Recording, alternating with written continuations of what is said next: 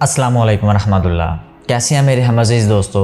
एक सादा से कागज़ के ऊपर 67 लफ्ज़ों ने पूरी दुनिया के अंदर ऐसा मसला खड़ा कर दिया कि जो आज तक हल नहीं हो सका, और वो मसला फ़लस्तीन और इसराइल का है। मेरे हम अज़ीज़ दोस्तों, आज की इस वीडियो में हम बालफोर ऐलान के बारे में बात करेंगे, जिसको 106 साल हो चुके हैं। आपको ये जानकर बहुत ज़्यादा हैरत होगी कि जब ये ऐलान हुआ था उस वक़्त इसराइल का क़याम वजूद में आना शुरू हो गया था। उस वक़्त यहूदियों को, सियोनियों को यकीन हो गया था कि हमारी एक अलग रियासत बनेगी, हमारी एक अलग स्टेट बनेगी। तो आइए मेरे हम अज़ीज़ दोस्तों, जानने की कोशिश करते हैं कि उस एक ख़त ने पूरे के पूरे मशरिक़ वस्ता मतलब फ़लस्तीन की तारीख़ कैसे बदल डाली। आखिर क्या था उस एक ख़त के अंदर और किसकी तरफ से और किसकी तरफ भेजा गया, आइए तफसीलन जानते हैं। ये एक ऐसा ख़त था जिसने इसराइल को जन्म दिया, पैदा किया, और इसने मशरिक़ वस्ता मतलब फ़लस्तीन की तारीख को हमेशा के लिए बदल दी है। 2 नवंबर 1917 को पहली जंग अजीम के दौरान बरतानवी हुकूमत की तरफ से लिखे जाने वाले इस खत में पहली बार बरतानवी हुकूमत ने फ़लस्तीन के अंदर यहूदियों के क़याम का, यहूदियों की रियासत का ऐलान किया था। 1917 का एक ऐसा दौर चल रहा था कि जब बरतानिया ने सल्तनत उस्मानिया को शिकस्त दी तो पूरे मशरिक़ वस्ता को अपने कब्ज़े में ले लिया, पूरा का पूरा कंट्रोल अपना मशरिक़ वस्ता के ऊपर जमा लिया। अरब के लोग आज भी इस खत को बरतानवी धोखा समझते हैं, क्योंकि अरबों ने सल्तनत उस्मानिया के खात्मे के लिए उस वक़्त बरतानवी हुकूमत का साथ दिया था। चूँकि 1917 की दहाई में फ़लस्तीन के ऊपर बरतानवी हुकूमत का कंट्रोल था, तो उस वक़्त बालफोर ऐलान होने के बाद बरतानिया ने 1 लाख यहूदियों को फ़लस्तीन के अंदर पनाह दी। ये ख़त उस वक़्त के बरतानवी सेक्रेटरी खारजा आर्थर बालफोर ने रूथस चाइल्ड को भेजा था, और ये रूथस चाइल्ड नामी शख्स बरतानिया के अंदर यहूदी जो कम्युनिटी थी उसका रहनुमा था। इस खत के अंदर आर्थर बालफोर ने रूथस चाइल्ड को मुखातिब करते हुए कहा, मुझे शाह बरतानिया की तरफ से आपको बताते हुए खुशी हो रही है कि ये ऐलान सियोनी यहूदियों की उम्मीदों के साथ हमारी हमदर्दी का इजहार है, और इसकी तस्दीक हमारी पार्टी भी कर चुकी है। शाह बरतानिया की हुकूमत फ़लस्तीन में एक यहूदी रियासत के क़याम की हामी है, और इस मकसद को हासिल करने के लिए अपनी हर मुमकिन सलाहियत को बरोकार लाएगी, मतलब हम कोशिश करेंगे। और साथ ही इस खत में ये लिखा गया, मगर इस बात को हमेशा मद्देनज़र रखा जाए कि फ़लस्तीन की मौजूदा गैर यहूद आबादी मतलब मुसलमान और ईसाइयों के जो मजहबी हकूक़ हैं या दूसरे ममालिक में यहूदियों की सियासी हैसियत को नुकसान ना पहुँचे। मैं बहुत ममनून होऊंगा अगर इस ऐलान को सियोनी फेडरेशन के इल्म में भी लाया जाए। ये अलग बात है कि आज उस खत के एक भी लफ्ज़ के ऊपर अमल नहीं किया जा रहा, हालांकि उस खत के अंदर साफ साफ तौर पर अल्फाज मौजूद हैं कि मजहबी कम्युनिटी, चाहे वो ईसाई हों चाहे वो मुसलमान हों, उनको किसी भी किस्म का नुकसान नहीं पहुंचाया जाएगा। आर्थर जेम्स बालफोर उस वक़्त के बहुत ही मालदार, बहुत ही अमीर घराने से ताल्लुक़ रखते थे। ये खत सियोनियों को आर्थर जेम्स बालफोर की तरफ से भेजा गया था, और बाद में इस खत के ज़रिए होने वाले ऐलान को आर्थर बालफोर का ही नाम दिया गया।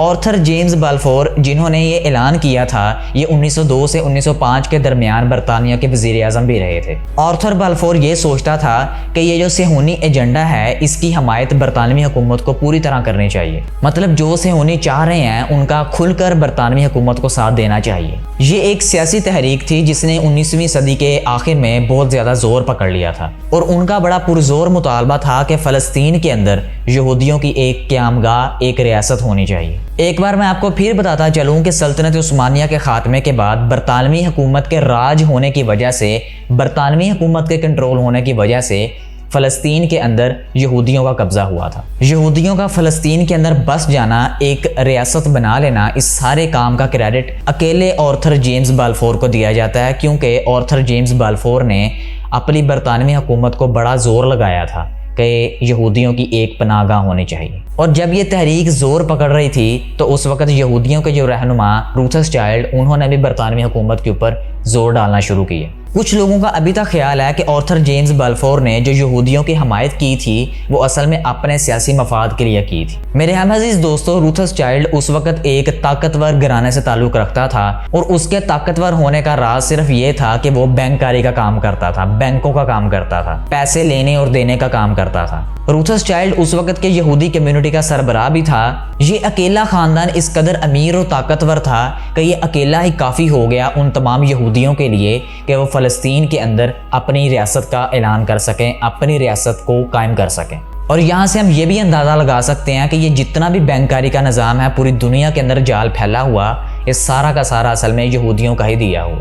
اسی خاندان کا ایک اور شخص جس کا نام ایڈمنڈ روتھس چائلڈ تھا، اس نے فلسطینیوں سے بہت بڑی تعداد میں زمین خریدی۔ کیونکہ یہ خاندان بہت زیادہ امیر تھا تو ان کو پیسے کی کسی قسم کی کمی نہیں تھی۔ انہوں نے فلسطینیوں کو بہت سارا پیسہ دے کر ان کی زمینیں خریدیں۔ خریدنے کے بعد لاکھوں یہودیوں کو ان زمینوں کے اندر بسنے کی اجازت دی۔ اس زمانے میں یہ روتھس چائلڈ کا سارا خاندان دنیا کے امیر ترین طاقتور ترین خاندانوں میں شمار ہوتا تھا۔ اور یہ طاقتور اور اتنا امیر کیوں تھا میں اس کا آپ کو پہلے بتا چکا ہوں۔ ایڈمنڈ روتھس چائلڈ کی طرف سے یہودیوں کو اس قدر مدد ملی فلسطین کے اندر اپنی ریاست بنانے میں کہ یہودیوں نے ایڈمنڈ روتھس چائلڈ کو مددگار کا لقب ہی دے دیا۔ مطلب یہودی آج بھی اپنے تمام بڑے رہنماؤں میں ایک بڑا رہنما ایڈمنڈ روتھس چائلڈ کو مانتے ہیں۔ روتھس چائلڈ کے پاس کوئی سرکاری عہدہ نہیں تھا، کوئی سرکاری طور پر آفیسر نہیں تھا، لیکن پھر بھی یہ یہودیوں کی بڑی کھل کر حمایت کرتا تھا۔ اس لیے صہیونی ایجنڈے والوں نے اسے اپنا رہنما بنا لیا۔ اور سب سے بڑی وجہ کہ روتھس چائلڈ کے جو تعلقات تھے وہ آرتھر بلفور کے ساتھ تھے۔ اس وجہ سے جب آرتھر بلفور نے خط لکھا تو اسے روتھس چائلڈ کے نام پر لکھا تھا۔ اور ابھی تک یہ بھی کہا جاتا ہے کہ اس خط کی تحریر میں روتھس چائلڈ نے بھی حصہ لیا تھا، لیکن اس کا ابھی تک ہمیں کوئی ثبوت نہیں مل سکا۔ اب ہم یہ جاننے کی کوشش کرتے ہیں کہ بلفور اعلان کا آخر مقصد کیا تھا۔ میرے عزیز دوستو، یہ بات یاد رکھیے گا کہ جب روتھس چائلڈ اور بلفور کے درمیان خطوط کا تبادلہ ہوا تو اسی دہائی کے دوران برطانیہ اور جرمنی آپس میں بہت بڑے دشمن تھے۔ برطانیہ کا یہ خیال تھا کہ اگر ہم فلسطین کے اندر یہودیوں کو پناہ گاہ دے دیتے ہیں تو دنیا بھر سے یہودی یہاں پر آ کر بسیں گے، یہاں پر آ کر رہنا شروع کر دیں گے۔ اور پہلی جنگ عظیم کے دوران دنیا بھر کے یہودی، وہ چاہے امریکہ کے ہوں یا دنیا کے کسی بھی کونے سے ہوں، وہ برطانیہ کا کھل کر ساتھ دیں گے جرمنی کے خلاف۔ یہاں سے ہمیں ایک اور ثبوت ملتا ہے کہ برطانیہ نے اپنے مفاد کی خاطر، اپنے فائدے کی خاطر یہودیوں کی حمایت کی تھی۔ تاریخ لکھنے والوں کا خیال تھا کہ اس وقت کے جو یہودی بہت زیادہ امیر اور بہت زیادہ طاقتور ہوا کرتے تھے، تو اس وجہ سے برطانیہ کو جرمنی کے خلاف ایک طاقتور کمیونٹی کی ضرورت تھی۔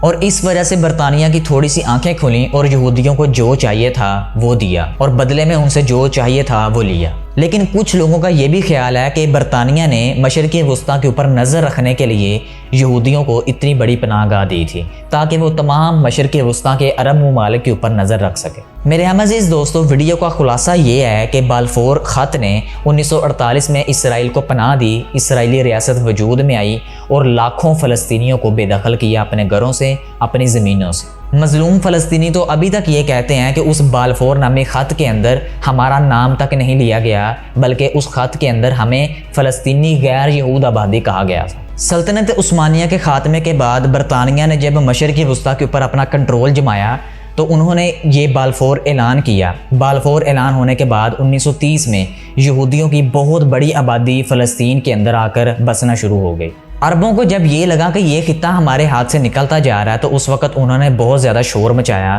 بہت زیادہ اس وقت جھگڑے ہوئے تھے، اور اس طرح دونوں کمیونٹیز کے درمیان اس وقت تنازع مطلب جھگڑے پیدا ہو گئے۔ ان جھگڑوں کو کم کرنے کے لیے برطانوی حکومت نے یہودیوں کی آمد پر پابندی لگا دی کہ باہر سے ابھی کوئی یہودی نہیں یہاں پر آ کر بسے گا فلسطین میں۔ لیکن عالمی جنگ کے بعد پوری دنیا سے یہودی فلسطین سرزمین پر آ کر بسنا شروع ہو گئے، بہت زیادہ یہ زور پکڑتا گیا۔ آخرکار جب برطانوی حکومت نے یہ دیکھا کہ بہت زیادہ پریشر بڑھ گیا ہے کہ یہودی پوری دنیا سے اب آ رہے ہیں اور ان کو کنٹرول نہیں کیا جا رہا، تو آخرکار 14 مئی 1948 کو برطانیہ کا کنٹرول جو ہے مشرقی وسطیٰ سے ختم ہوتا ہے اور اسرائیل جیسی ریاست دنیا کے اندر وجود میں آتی ہے۔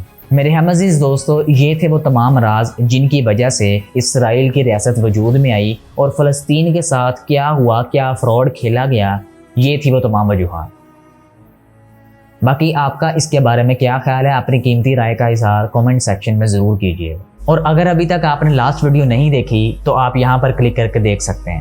میں یقین سے کہتا ہوں کہ اس ویڈیو کی طرح وہ ویڈیو بھی آپ کو بہت زیادہ پسند آئے۔ اپنا بہت سا خیال رکھیے گا، میں ملوں گا آپ سے انشاءاللہ نیکسٹ ویڈیو میں، تب تک کے لیے اللہ حافظ۔